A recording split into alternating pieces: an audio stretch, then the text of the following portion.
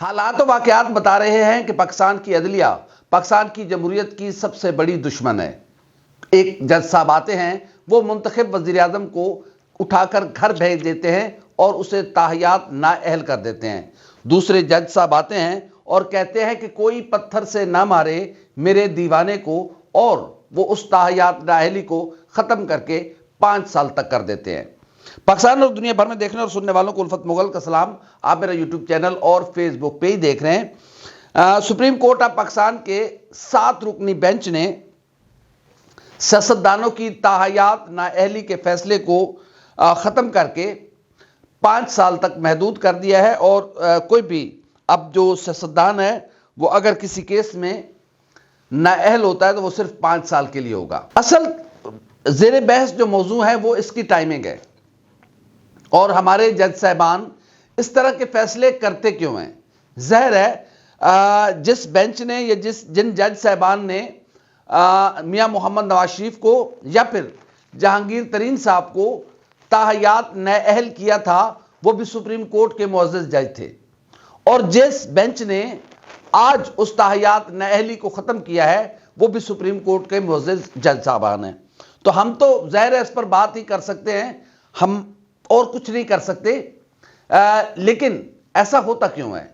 اب اس بات کی کیا گارنٹی ہے کہ کوئی نیا آنے والا جج وہ 9 رکنی یا 11 رکنی بینچ بچھا کر اس فیصلے کو پھر سے کالعدم قرار دے کر تاحیات نااہلی کو برقرار کر دے گا؟ یہ فیصلے اگر ہماری کورٹس کے اندر ہوں تو یقیناً آئین اور قانون کے مطابق ہوں گے، لیکن یہ فیصلے کورٹ کے اندر نہیں ہوتے۔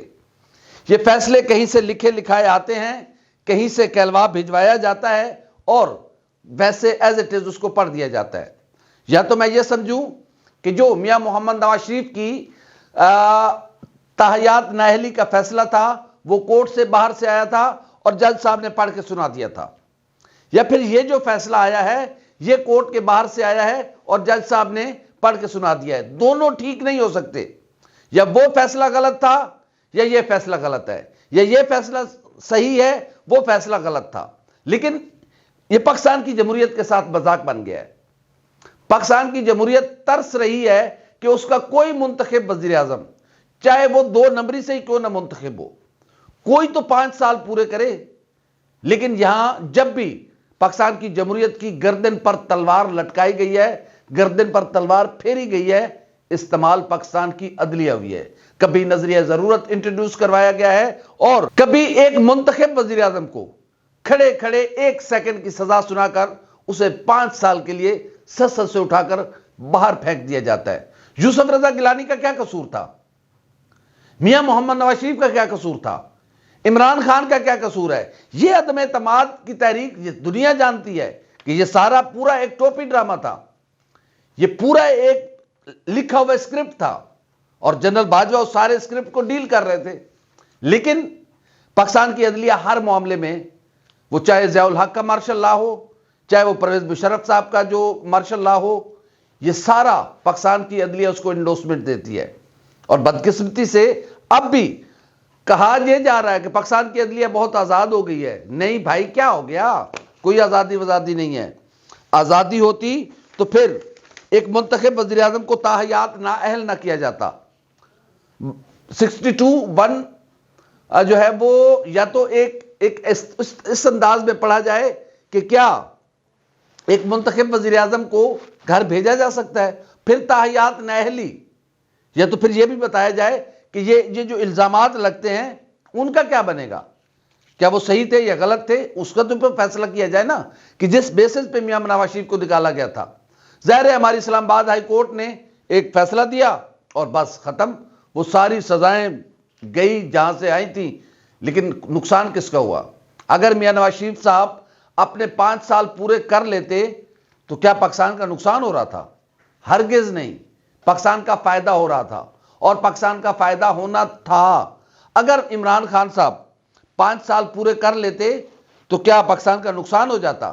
ہرگز نہیں، پاکستان کا فائدہ ہو رہا تھا، لیکن جن کا نقصان ہو رہا تھا وہ ظاہر ہے کوئی کیسے ایک سیاستدان یا ایک وزیر اعظم اتنا مضبوط اور پاپولر ہو رہا ہے کہ وہ پھر جیت کے آ جائے یا پھر منتخب ہو کے آ جائے، اس کو گھر بھیجو، اس کو 5 سال کے لیے نااہل کرو۔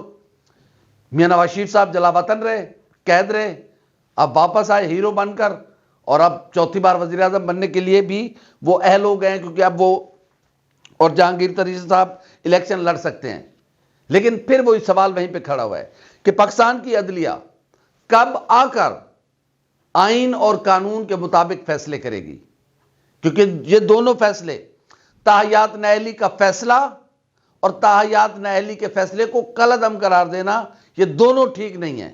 ان میں سے ایک فیصلہ ٹھیک ہے، ٹائمنگ پر بات ہو سکتی ہے، یہ اچھا فیصلہ ہے سیاستدانوں کے لیے اور پاکستان کی سیاست اس سے مضبوط ہوگی، لیکن اس کے ساتھ ساتھ ہمیں احتساب کے نظام کے میکنزم کو بھی بنانا ہوگا۔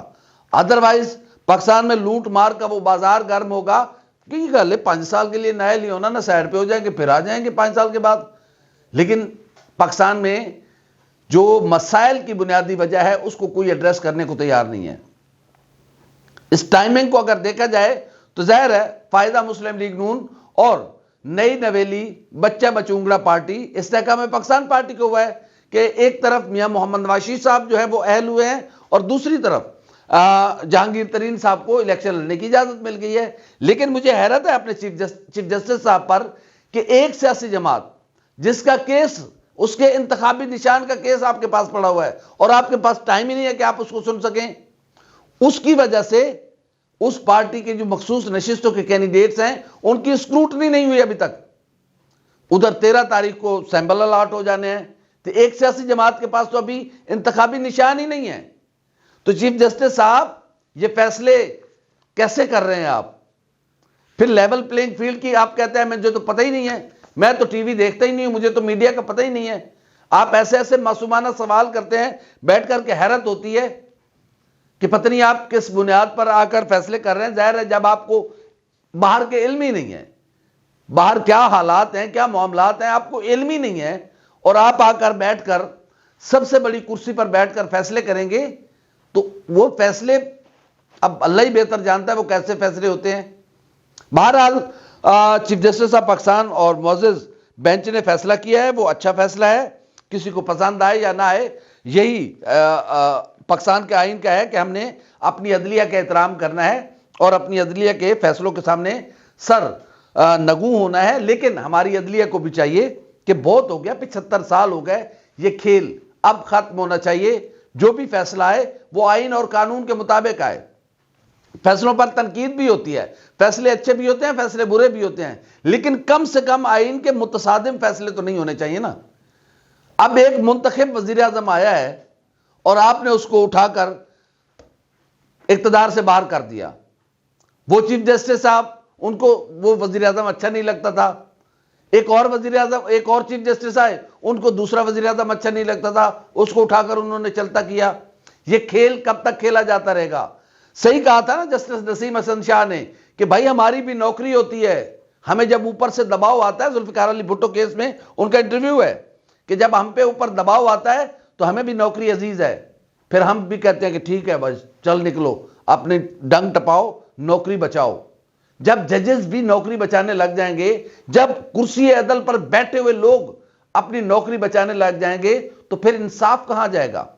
پھر کون اس قوم کو اور اس قوم کے مظلوموں کو انصاف دے گا؟ سر یہ سپیڈی ٹرائل کریں نا، جو بے گناہ لوگ سڑ رہے ہیں جیلوں میں ان کا بھی کچھ کریں۔ جہاں لوگوں کو ضمانت ملتی ہے اور ایک جعلی اور بوگس کیس میں ان کو گرفتار کر لیا جاتا ہے، چیف جسٹس صاحب ان کا بھی کریں۔ ٹھیک ہے آپ نے کسی کو الیکشن کے موقع پر ریلیف دیا ہے، اچھی بات ہے، ان کا بھی تو سوچیں کہ خواتین کو 3 MPO کے تحت اٹھا کر بند کر دیا جاتا ہے۔ یہ عدل ہے؟ یہ انصاف ہے؟ تاریخ میں کیا آپ لوگ تاریخ کا کیسے سامنا کریں گے؟ یہ فار ایور نہیں ہے آپ کی کرسی، آپ کے پاس میرے خیال میں 7-8 مہینے، زیادہ سے زیادہ سال رہ گیا ہوگا، لیکن اس کے بعد آپ کو لوگوں کا سامنا کرنا پڑے گا کہ آپ جب چیف جسٹس آف پاکستان تھے تو کیا لوگوں کے ساتھ کیا سلوک روا رکھا جا رہا تھا۔ یہاں پر ایک پارٹی کو دیوار میں چنا جا رہا ہے، اس کو نہ انتخابی جلسے کرنے کی اجازت ہے، نہ وہ کارنر میٹنگ کر سکتے ہیں، دوسرے کر نہیں رہے، کسی کو کرنے نہیں دیے جا رہے، اور پھر آپ کہہ رہے ہیں کہ کیسا لیول پلینگ فیلڈ چاہتے ہیں آپ. ماشاءاللہ جی چیف جسٹس آف پاکستان صاحب جناب جسٹس قاضی فائز عیسیٰ صاحب، ماشاءاللہ آپ تو کمالی ہیں جی. اب جو آپ کے بارے میں سنا تھا ہمیں تو ایسے لگا تھا کہ بس پتہ نہیں کیا ہو جائے گا، ایسے عدل کا نظام ہوگا کہ بس تلوار پہ چلنا ہوگا. لیکن نہیں سر، نہیں، وہ قاضی جسٹس قاضی فائز عیسیٰ صاحب آپ نہیں ہیں جب آپ چیف جسٹس نہیں تھے. لگتا ہے کہ اس جگہ تک پہنچنے کے لیے بہت ساری چیزوں پہ آپ کمپرومائز کر چکے ہوئے ہیں یا کمپرومائز کر رہے ہیں. اللہ کرے کہ ہماری یہ اسپیکولیشن غلط ہو، یا پھر ہمارا یہ تجزیہ یا یہ ہماری خدشات ہوں یہ حقیقت نہ ہو، کیونکہ عدل کی کرسی پر بیٹھے ہوئے آپ ہیں اور آپ سے لوگوں کو بہت ساری توقعات وابستہ ہیں. سر پاکستان کی جمہوریت کے لیے آپ، اچھی بات ہے کہ آپ الیکشن پہ زور دے رہے ہیں، لیکن سر صرف الیکشن اس ملک اور اس ملک کے لوگوں کے بسنے والوں لوگوں کا مسائل کا حل نہیں ہے. ہمیں یہ مزید الجھنوں میں اور مزید مسائل کے گڑھے میں دھکیلیں گے. صرف الیکشن، صاف شفاف انتخابات اس قوم اور اس ملک کی ضرورت ہے، اور صاف شفاف انتخابات کا رتی برابر امکان نہیں ہے، 100 میں سے -1% بھی امکان نہیں ہے جو ہم اس وقت فیلڈ میں دیکھ رہے ہیں، جو ہم مارکیٹ میں دیکھ رہے ہیں. یہ تو ایسے ہے جیسے کہا جائے کہ کسی گھر میں ماتم ہو رہا ہو اور کہا جائے کہ کل یہاں پہ شادی ہے.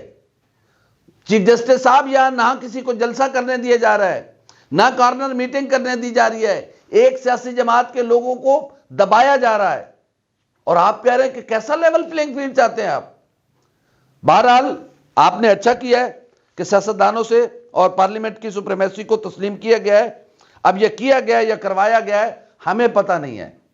ہم تو یہی کہہ سکتے ہیں کہ اچھا جی ہماری سپریم کورٹ آف پاکستان نے پارلیمنٹ کے فیصلے کو انڈورسمنٹ دیا اور پارلیمنٹ کے فیصلے کے ساتھ کھڑی ہو گئی ہے اور بیک اپ دیا ہے.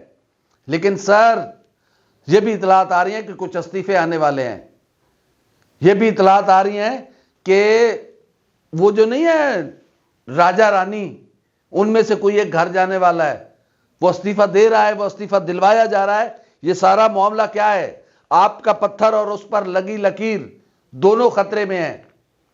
یہ اچھا فیصلہ کیا آپ نے، ٹھیک ہے، اور اس میں آپ نے میاں محمد نواز شریف صاحب کو اہل کر دیا ہے اور جناب جہانگیر ترین صاحب کو بھی اہل کر دیا ہے. اچھا اس فیصلے کے ساتھ ایک لندن کی انٹری ہوئی ہے. اب لندن پلان ہماری سیاست کا بڑا ہمیشہ سے حصہ رہا ہے. جیسے ہی یہ فیصلہ آیا سپریم کورٹ آف پاکستان کا اور تاحیات نااہلی ختم ہوئی اور میاں محمد نواز شریف کے سر پر جو نااہلی کی تلوار لٹک رہی تھی وہ بڑے ایسے جیسے دودھ میں سے بال نکال لیا جاتا ہے، مکھن میں سے بال نکال دیا جاتا ہے، ایسے بڑے پیار سے کوئی پتھر سے نہ مارے میرے دیوانے کو جناب جسٹس قاضی فائز عیسیٰ صاحب نے اس تلوار کو ہٹا کے سائڈ پہ کر دیا ہے. تو فوری برطانیہ کی ہائی کمشنر جین میریٹ نے ڈرائیو-ان میں میاں محمد نواز شریف سے ملاقات کی اور ایک جو روایتی جملہ ہوتا ہے باہمی دلچسپی کے امور پر تبادلہ خیال کیا. ظاہر ہے یہ ایک ایسی ہماری ایک جملہ ہے جو ہم اپنی خبروں میں استعمال کرتے ہیں. ظاہر ہے باہمی دلچسپی کا مطلب تو ایکویلٹی ہوتی ہے. اب برطانیہ اور ہم میں کہاں ایکویلٹی، کہاں وہ نواب، کہاں ہم کچھ تھوڑے بہت پیسے دے دیو، ضرورت ہے منگن تے نہیں آیا سی، بس ضرورت پہ گئی ہے. تو بظاہر ہے ہم برابری کی بنیاد پہ بات تو کر نہیں سکتے. بہرحال یہ ملاقات ہوئی ہے اور برطانیہ نے بھی پاکستان کی سیاست میں انٹری دی ہے. اب اس انٹری کے کیا نتائج نکلتے ہیں اور ووٹ کہاں کھڑا ہوگا اور یہ انٹریاں کہاں کھڑی ہوں گی، یہ بھی ساری چیزیں مد نظر رکھیے گا. ظاہر ہے ہمیشہ کی طرح اس بار بھی پاکستان کے عوام کے ووٹوں سے کوئی حکومت منتخب نہ ہونے والی ہے، نہ ہونے جا رہی ہے. یہ غلط فہمی ہم پر مسلط کی جاتی ہے. خدا کرے کہ کبھی ایسا ہو کہ پاکستان میں ایک عام آدمی ننگے پاؤں چلنے والے شخص کے ووٹ سے حکومت بنے. وہی حکومت کریڈیبل ہوگی، وہی حکومت عوام کا حقیقی درد جانے گی. بہرحال بہت سارے مسائل اور بہت ساری مشکلات ابھی بھی پاکستان کی جمہوریت کو ہیں اور پاکستان کی جمہوریت ابھی بھی پگ ڈنڈیوں میں رل رہی ہے، دھکے کھا رہی ہے. اسے کوئی راستہ نہیں مل رہا کہ کہ جہاں پر وہ راستہ لے اور وہ کسی منزل کی جانب اپنے سفر کا آغاز کرے۔ یہ بدقسمتی ہے کہ 75 سالوں میں ہماری جمہوریت ایک قدم بھی آگے نہیں بڑھا سکی۔ ہم 10 قدم اٹھاتے ہیں، 11 قدم اٹھا کر ہمیں پیچھے کھڑا کر دیا جاتا ہے، اور پھر پاکستان کی جمہوریت بھی عجیب و غریب ہے۔ بہرحال دیکھتے ہیں کیا ہوتا ہے، اور میاں نواز شریف صاحب کو بہرحال اجازت مل گئی ہے، وہ الیکشن لڑ سکتے ہیں۔ جہانگیر ترین صاحب کو اجازت مل گئی ہے، وہ الیکشن لڑ سکتے ہیں، اور یہ اچھی بات ہے کہ تاحیات نااہلی کسی کی بھی نہیں ہونی چاہیے، اور پھر اس کا کوئی کرائیٹیریا ہونا چاہیے کہ خدا نہ کرے اگر کوئی اس طرح کا جرم کا ارتکاب کرتا ہے تو وہ تاحیات نااہل ہوگا۔ کھلی چھوٹ بھی نہیں دینی چاہیے۔ 5 سال یوں گزارتے ہیں ہمارے سیاستدان مال مول بنا کے، پھر کیا کریں گے؟ یہ ملک ایسے ہی چلتا رہے گا تو دنیا آسمان پر پہنچ گئی۔ ذرا اپنے ارد گرد دیکھیں تو صحیح، اس وقت دنیا کے 60 سے زائد ممالک میں الیکشن ہو رہے ہیں، کہیں کسی ایک ملک میں ایسا ماحول نہیں ہے جو بدقسمتی سے ہمارے گلا پڑا ہوا ہے۔ خدا کرے کہ یہ نظام تبدیل ہو، خدا کرے کہ پاکستان میں جمہوریت آگے بڑھے، خدا کرے کہ پاکستان کی عدلیہ آئین اور قانون کے مطابق فیصلے کرے۔ ہماری ویڈیو آپ کیسے لگی؟ لائک کریں، کامنٹ کریں، سبسکرائب کریں، بیل آئیکن کے بٹن کو دائیں تاکہ جو بھی ہماری ویڈیو ہے سب سے پہلے آپ تک پہنچے۔ اللہ حافظ ناصر۔